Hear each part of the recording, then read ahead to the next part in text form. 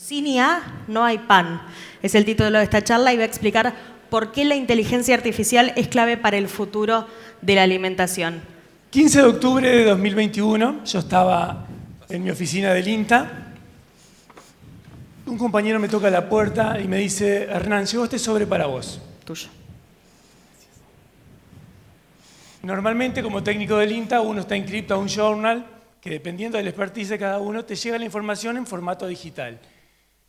En esta oportunidad, el trabajo llegaba en papel, un sobre en papel. Era una investigación de la Universidad de Harvard, solicitado por la Fundación Rockefeller. 5-1. Muchísima información, muchos datos bastante complicados de digerir, pero hubo uno que cambió mi forma de vivir, de pensar, de razonar y de trabajar de ese momento. El dato decía que si para el 2050 no modificábamos la forma en que producimos alimento, 400 millones de niños iban a quedar sin alimento en el mundo.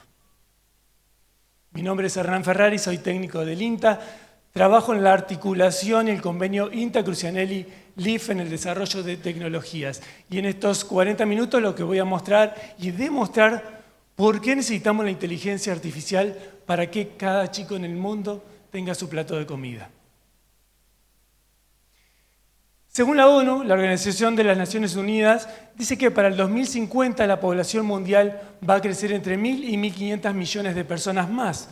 La FAO, la Organización de las Naciones Unidas para la Agricultura y la Alimentación, dice que para poder alimentar a esas 1.500 millones de personas más, tenemos que incrementar la oferta de alimentos a razón de un 3% anual.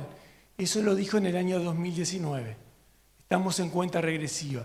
Coincidentemente, la FAO, con lo que decía el estudio de Harvard, dice que los primeros que van a pagar los platos rotos si no lo logramos son los chicos.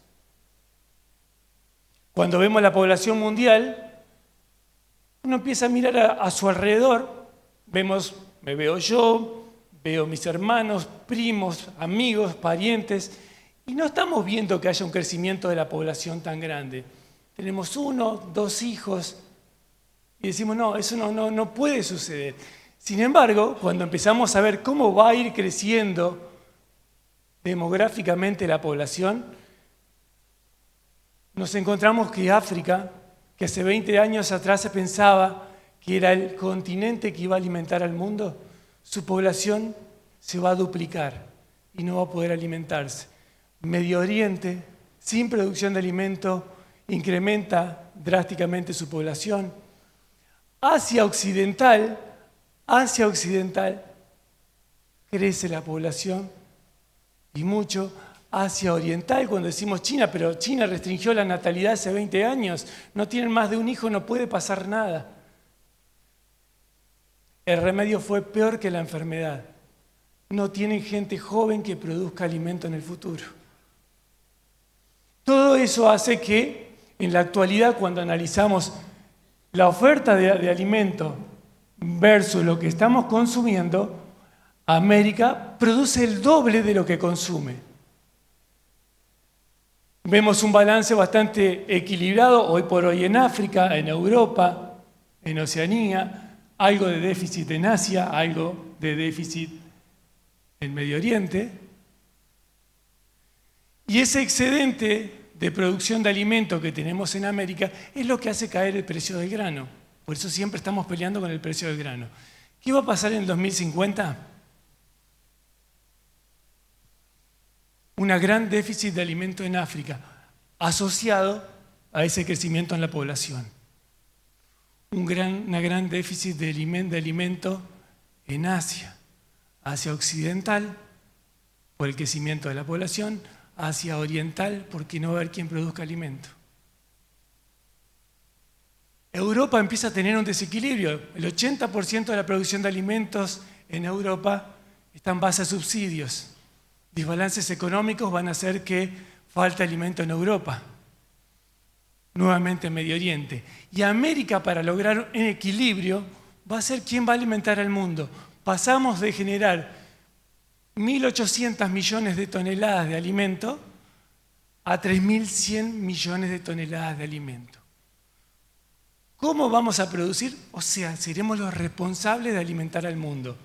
¿Cómo lo vamos a lograr? Bien, cuando uno ve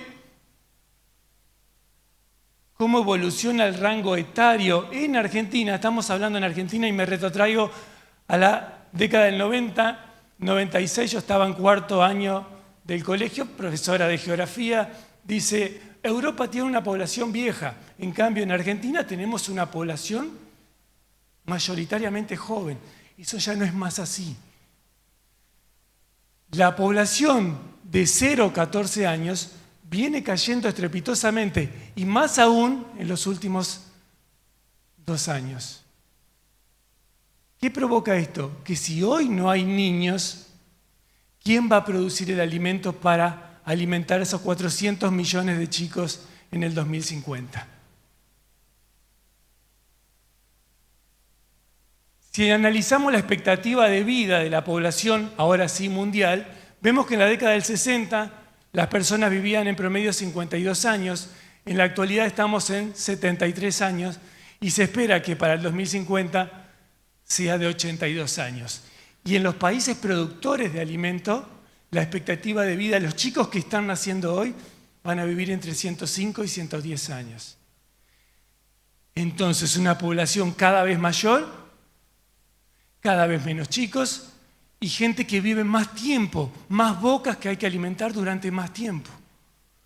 ¿Cómo vamos a hacer para alimentar a todas esas personas? Tenemos la esperanza de que estos pocos chicos que están naciendo hoy, por lo menos se dediquen a alguna cadena algún eslabón de la cadena productiva de alimentos. Según la Organización Internacional del Trabajo, obviamente los chicos que están naciendo hoy se van a dedicar a la tecnología, se van a dedicar a la educación, se van a dedicar al comercio. Solo un 5% de los chicos que están naciendo hoy se van a dedicar a alguna de la cadena de la producción de alimentos.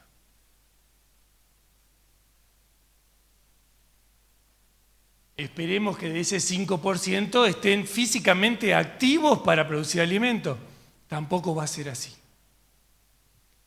Cuando analizamos las competencias humanas según actividades físicas del cuello para abajo versus las cognitivas del cuello para arriba, vemos que obviamente en la década del 60 el 90% de la actividad era plenamente física.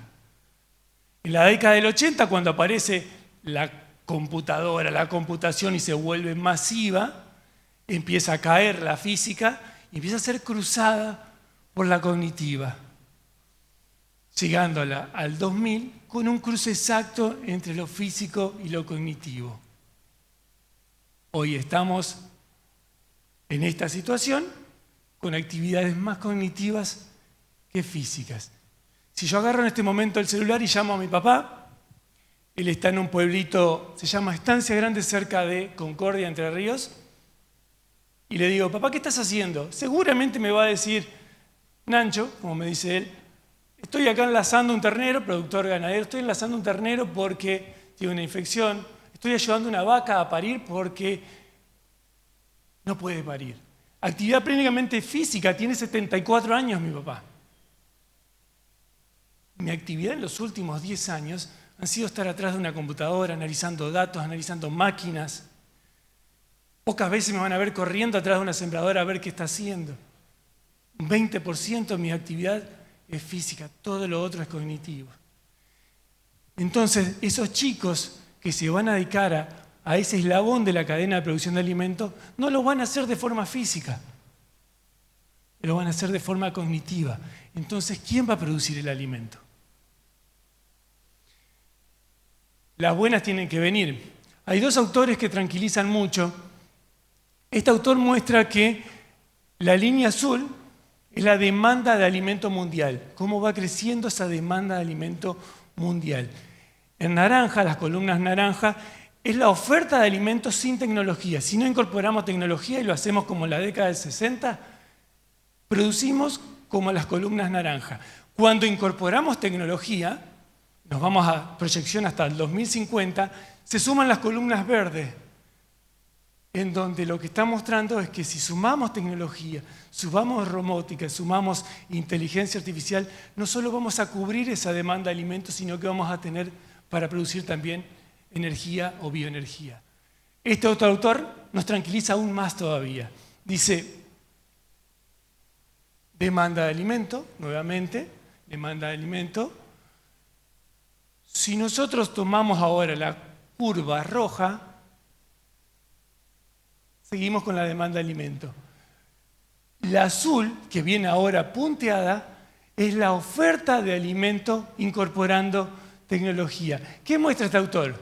Nos tranquiliza y dice, ojo que como venimos, la armonía que traemos en incorporación de tecnología, en incorporación de sistemas autónomos, inteligencia artificial, va a cubrir la demanda de alimento que vamos a tener en la Agenda 2030 y 2050.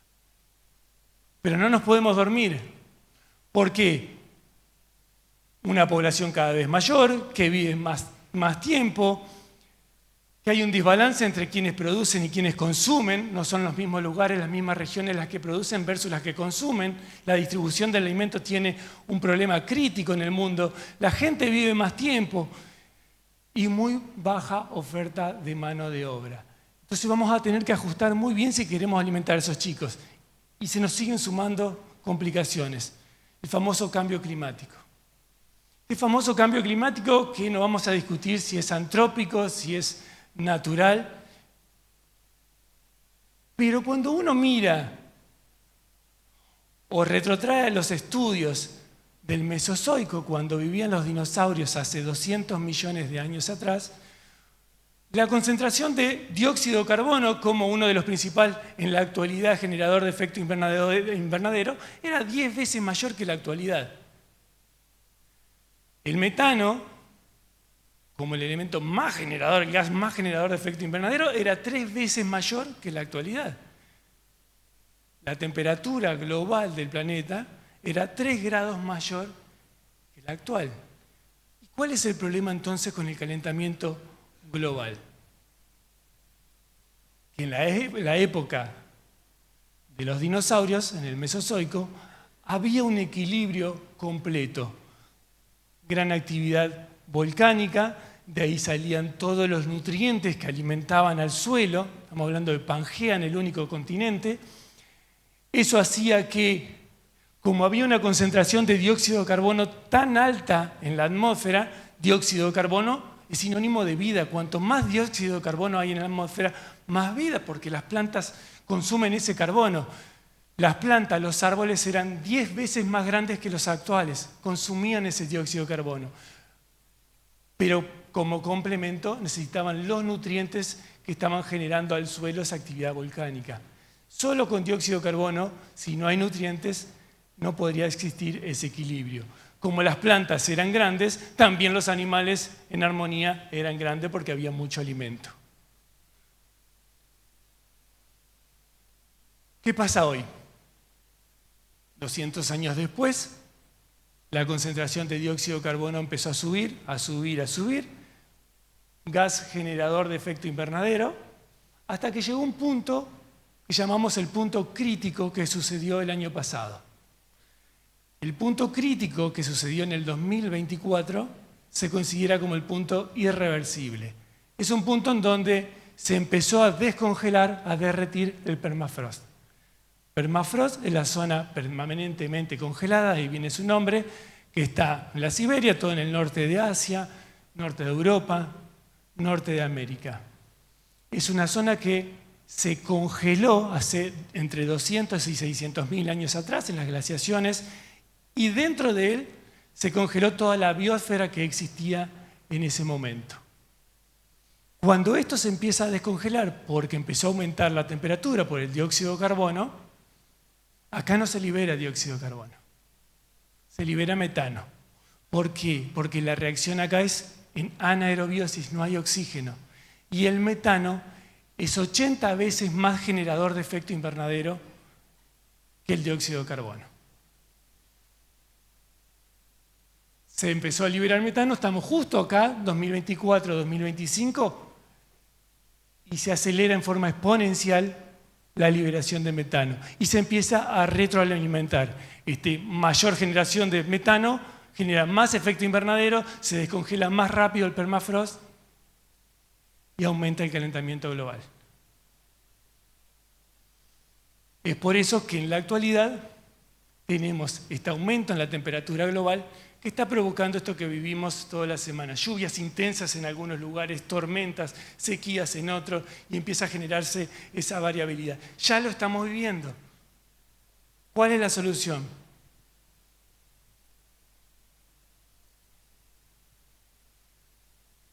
Hoy en día no podemos lograr ese equilibrio inmediato que tenían los dinosaurios.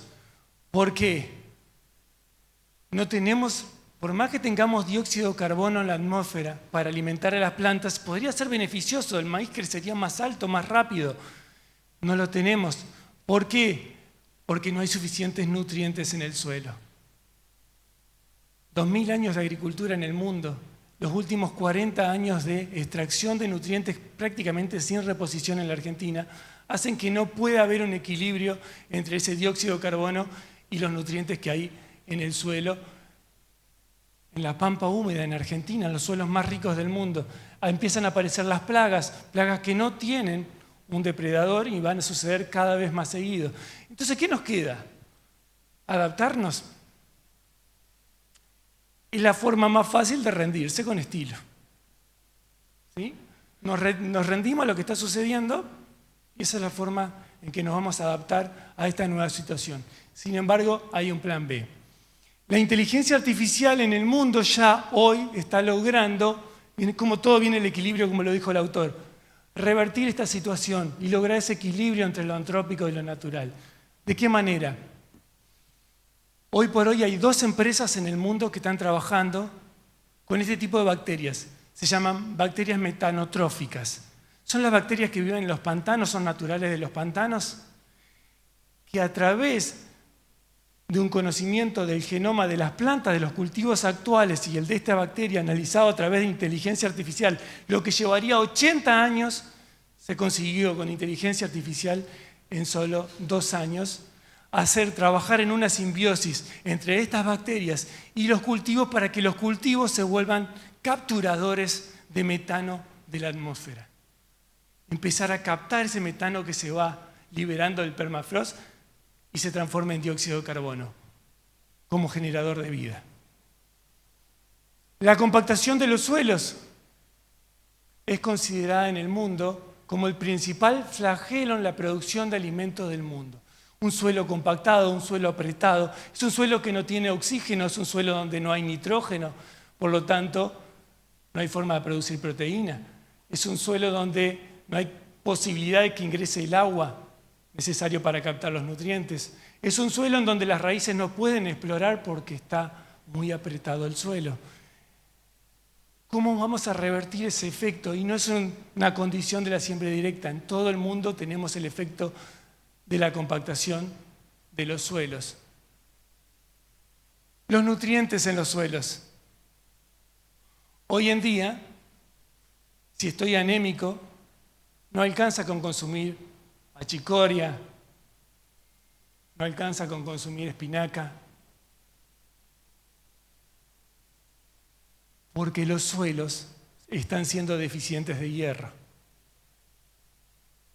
Voy al médico, estoy cansado, estoy desganado, no tengo fuerza, tengo todo el día sueño. Se suplementa el médico, el nutricionista, toma citrato de magnesio, sulfato de magnesio, cloruro de magnesio, para dar energía. ¿Por qué? Porque nuestros suelos no tienen más magnesio. Si el suelo no tiene más magnesio, el alimento no tiene más magnesio. ¿Cómo vamos a revertir eso? Así están hoy los suelos de la pampa húmeda argentina. Suelos de la pampa húmeda considerados los más ricos del mundo, no solo nutricionalmente, sino climáticamente, muy favorecidos. No existe un suelo en el mundo similar a este. Prístimamente, o sea, como eran originalmente, eran los más ricos en fósforo, en potasio, en magnesio, en zinc. Hoy ellos están deficientes por la gran extracción que se ha hecho de esos nutrientes. Necesitamos producir alimento. Dos autores a los cuales admiro mucho, Taboada y Álvarez, en el año 2014 dijeron lo siguiente: cuidado, porque a la tasa de reposición de nutrientes que venimos generando en los suelos, de un 34% en función de lo que extraemos versus lo que reponemos, entre 10 y 20 años después va a aparecer un factor limitante. ¿Qué es un factor limitante? Es un nutriente que no sabemos con certeza cuál va a ser, va a depender del suelo, que no nos va a dejar producir más. No es que va a caer el rendimiento, no te va a dejar producir más, es un factor limitante. Lo dijeron en el año 2014. Estamos en cuenta regresiva. Si no revertimos esto, estamos en cuenta regresiva. ¿Cómo lo vamos a solucionar? Hace 10 años atrás yo arrancaba las conferencias muy orgullosamente diciendo: Argentina se encuentra, de los 194 países que hay en el mundo, en el 13º lugar en desarrollo de tecnología. Argentina se encontraba en el 13º lugar en desarrollo de tecnología para el sector agropecuario.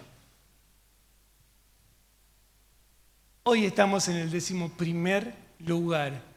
Y estos crecimientos que hubo en los escalones están muy asociados a Big Data, a Internet de las Cosas y a inteligencia artificial. Es por eso que a través de este convenio que hemos logrado entre el INTA, Grupo Crucianelli y LIF, estamos trabajando justamente en generar todos los periféricos necesarios para alimentar a esa nube y que a través de periféricos que evitan la compactación del suelo y analizan la compactación del suelo, que buscan una dosificación precisa, que hacen que la máquina se vuelva cada vez más autónoma, que detecte la temperatura del suelo, la humedad del suelo, el pH del suelo, que predice cuándo van a llegar las plagas, las lluvias, los nutrientes que tiene el suelo, todos conectados a través de un sistema de conectividad con inteligencia artificial para procesar esa información y dar una prescripción de lo que está sucediendo en tiempo real. Es lo que estamos trabajando para lograr abastecer ese crecimiento poblacional,